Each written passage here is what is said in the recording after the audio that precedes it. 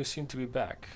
Um, I think the stream had some issues here. It failed for some reason, so we're gonna be doing this again. This is me, Mike. We're playing EVE Online. Just giving you the quick heads up. We're on a route towards Todaki, and trying to scan down cosmic signatures along the way. So what that means is in EVE you have the chance to equip your ship with some scanning equipment, and I'm going to be showing you my fitting, and the key parts to this one are the probe launcher to scan down the cosmic signatures, and then you'll be having a relic analyzer for scanning down relic sites or the whatever is inside that relic site, and then a data analyzer to hack whatever is in a data site. We also be traveling with a cargo scanner equipped to see if what we are hacking is actually worth it. We're going to be skip everything that is empty for the most part. We have a micro warp drive for some speed. It's just a convenience thing. It's not necessarily required for exploration. And then we're going to have a scan range finding array that's also not absolutely required for scanning. It just makes things easier. We are also equipped with nanofiber internal structures to give our ship a little more HP or armor, that is, because the last site that I ran into a couple of bogeys that started firing at my ship, and I don't want them to blow it up, so that's why I increased the armor for cheap. So we're going to be making sure that we have enough core scanners in our probe launcher. It has 8 of them equipped, and right now we're in Osman. And in Osman we have 3 cosmic signatures. We have a combat site, an ore site, and we're looking specifically for data sites or relic sites. So we're going to be launching our probes in pinpoint formation, and then we're gonna be opening the system map, and there's our cosmic signature that had not been scanned yet. So we double click the signature in order to make the camera be moving around that area of interest, and then these blue circles are our probes. So we move our probes over here, and we want to make sure that their center of scanning is right down this center of this cosmic signature, because really they will not find the site of the signature right where this X is. It will actually be anywhere in this red circle, and in order to cover the entire area we're going to be increasing our scanning range to 8 astronomical units. Then we're going to hit that analyze button, and we'll see what the result is. So the analyze is in progress. We'll see our probes sending out some waves to scan the site, and this thing is going to be moving around probably towards yeah, so we scanned it down 3%, and it still shows as a cosmic signature. If we cross a certain threshold on that scanning, we will actually know what we're scanning. So it will show data site, or it will show ore site, or relic site, or whatever the type of signature is. Could be a wormhole.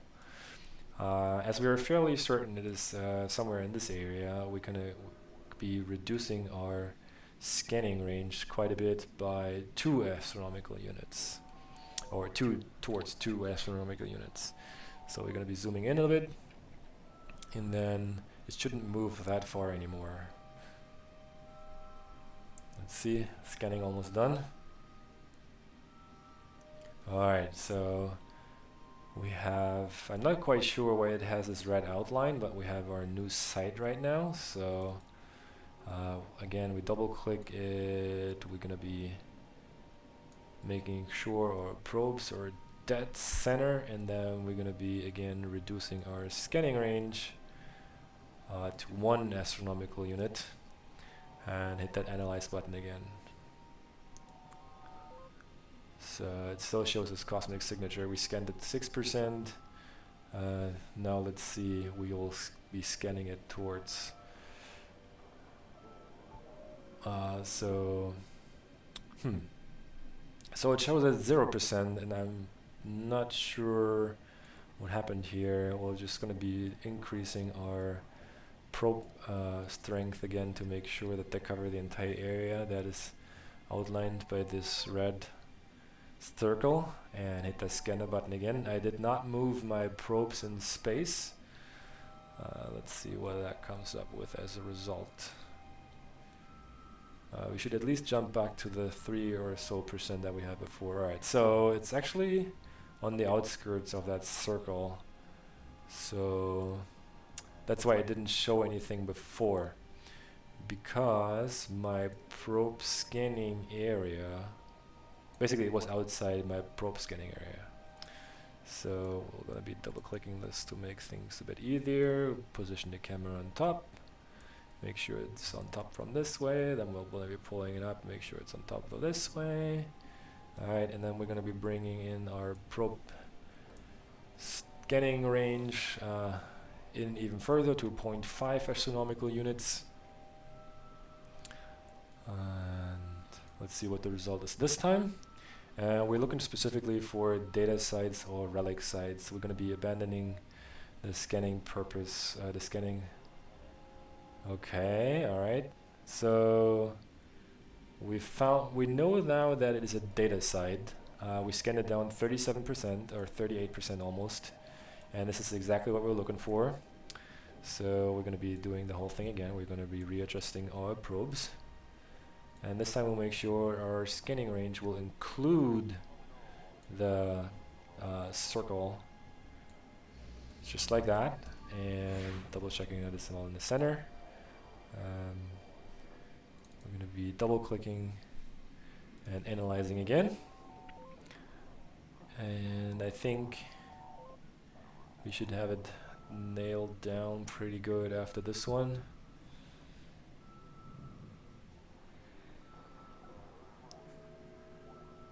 Alright, so we are at 68%. I think it shows the final location over here now, so that's a matter of honing in our probes a little further, reducing our scanning area. Whoops, why doesn't it to, why can't it be less than 0.25? Let's give it a try.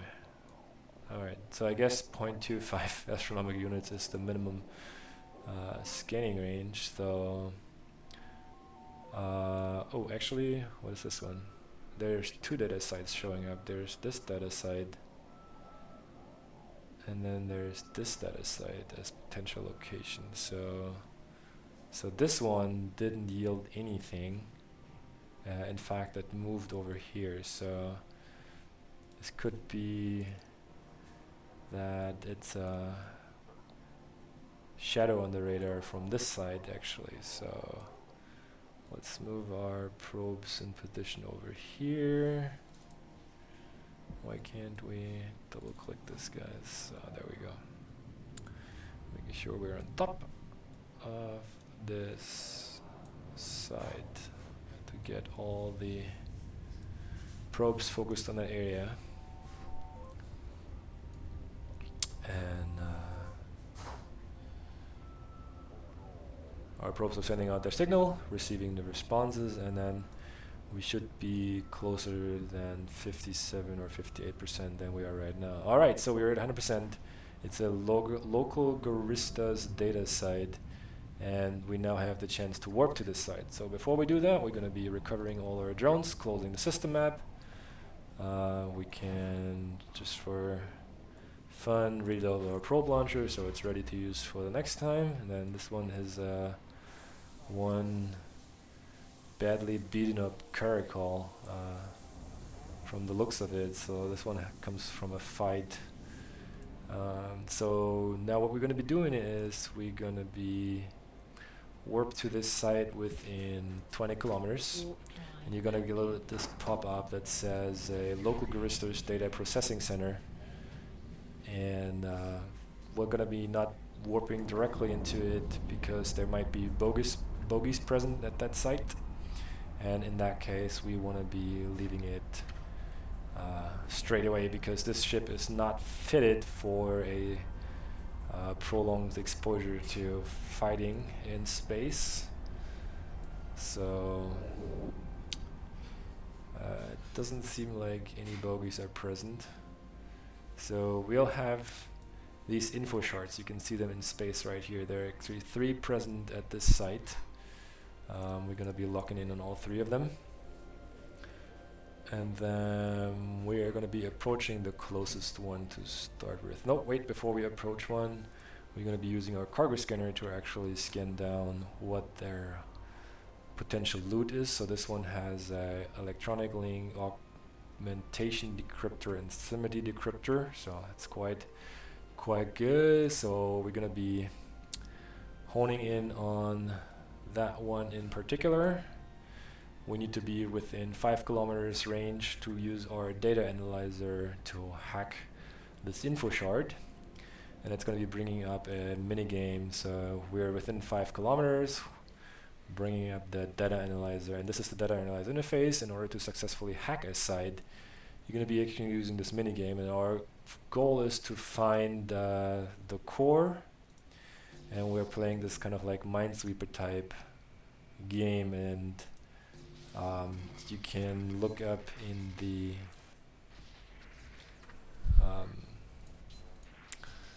manual how that game plays out. Our goal is to avoid firewalls in other sites that make it hard and find the system core, as we did right here. So we're going to be attacking the system core, and the hack was successful. Alright, so now what's going to happen is this info shard, the 3 rings that are circling it, they're going to be collapsing into one ring, and this way you can tell just from looking at it that this shard has already been hacked. So like that. If you're arriving at a data site that has already some friendlies present, or other players for that matter, you know that the ones that have no moving circles around them have already been hacked, and there's definitely nothing to be scavenged there. So let's scan down, unlock this one, and scan down the next one. So we're going to be approaching this guy because he has a Talocan mechanical gears, carbon, and Talocan perpetual clock. And we're just going to be selling these on the market afterwards. So this is a Garistus info shard as well, and nothing has been happened to it yet because the rings are still moving and active. So we need to be approaching it to a range of 5 kilometers just as before, and we can activate our data analyzer, and there we go. Play this little mini game, and this is only the couple of times. So this is a firewall, defensive subsystem firewall that blocks access to the neighboring nodes. So we're going to be avoiding it for now. This is another firewall because you have limited resources to scan down a site. These wrenches are self-repair subsystems. They help greatly with beating firewalls. And then we have also data caches, and in this case the data cache is a antivirus that we're gonna just be abandoning because he's protecting nothing. So right now we're almost out of options, lots of firewalls in the system, and I'm assuming the core could be anywhere in this area. So we have 2 wrenches, and we're going to be attacking the first firewall, and then going to do a self-repair. So we have 2 more nodes accessible, and then when we kill this firewall we have 4 more nodes we can explore. So let's see, there's the core. We're going to be repairing up, and we hacked the core successfully. Alright, let's scoop up that cargo and then approach the last shard after we looted everything. Alright, got that sweet loot, and now we're gonna be approaching the last info shard.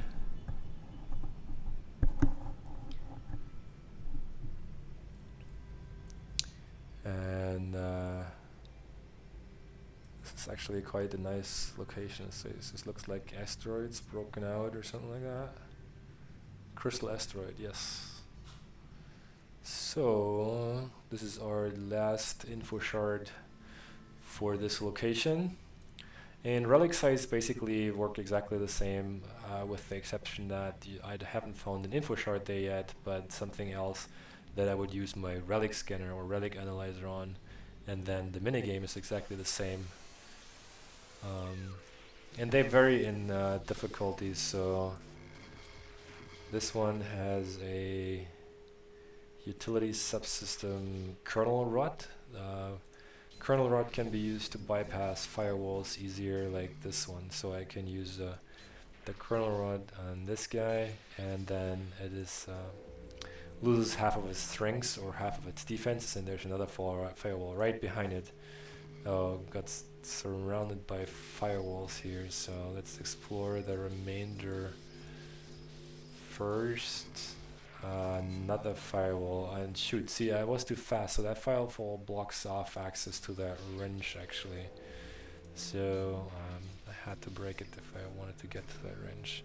Everything seems firewalled off here, so I'm betting that it's not here, so that we're gonna be breaking this firewall, and then hopefully, well, why not, my luck, we run into the next one. We repair up, and there's the core. We got it hacked successful. That was quite difficult, lots of firewalls here. And then we're gonna be scooping up the cargo. Did we scan it before? I don't think we scanned it before, whether it actually has some loot. It did, it has high-tech manufacturing and carbon. So we're gonna be looting this all, and then we can just basically pick any station from our overview of stuff that is in space here, and we can just dock there and then sell all this stuff, with the exception of my core scanners, which are worth about 60,000 ISK. The remainder of the loot that we just made from the data side comes in at, well, around 1.5 million ISK. So that's our haul from this single data site. And again, this is with a 0.7, this is a high security data site, so the stakes are not very high, as well as the loot is not very high. So if you want to find more valuable stuff, you should sure go and see if you can with it some low sec or null sec systems to scan down the data sites and relic sites over there, and your haul will be a lot better in terms of, so we're going to be moving this to the item hanger, in terms of value gain. So we're going to be selling this, and then it brings up the breakdown of what everything is going to be costing. So what is this? This is a Talican perpetual clock, and it seems worth nothing. What is this? We're going to be getting 1.01 ISK on this system. Alright, sure, we're not going to be selling this one over here. I'm going to be selling 0 of that one. I'm just going to be keeping it. Nope, nope, nope. Why can't I? Can I not sell this? Alright.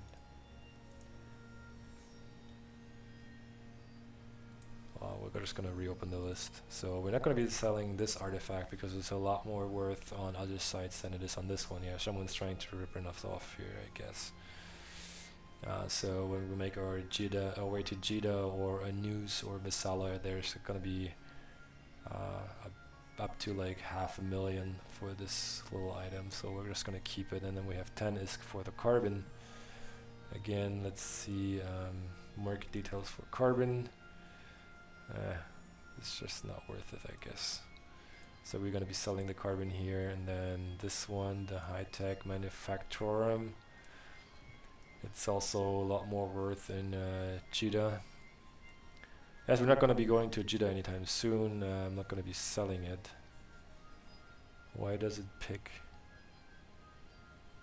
Oh, it's because it's in the region. Oh, well. Well. So these ones net us decent prices. The electronic link. What does electronic link do? You know what? Instead of selling it here, selling it for cheap, I'll just leave it here at the station. And then let's look up market prices for electronic links. Yes. And they currently sell at 2.5 ISK. Again, it's not really worth it because the prices that we get at JITA are a lot better, so we'll also be leaving the electronic links in this station and then sell all the remaining stuff. Alright, so this leaves us with it currently shows 1.3 million ISK estimated price, and we're selling 0.7 ISK, 0.7 million ISK. So that leaves us with 50,000 ISK in estimated stuff. So let's move all this back to our Heron, and then that's it. So this is how we make money. So that should be it for the current video. You can keep watching on the stream, and we're going to be trying to find some more data or relic sites. The video recording is going to be ending at this time. Make sure to like this video if you liked it, and you can barely see me. Make sure to like this video if you liked it, and subscribe to my channel for more videos on gaming. Thumbs up or thumbs down. If you dislike it, please let me know what you disliked about it in particular so I can improve on that. Until next time.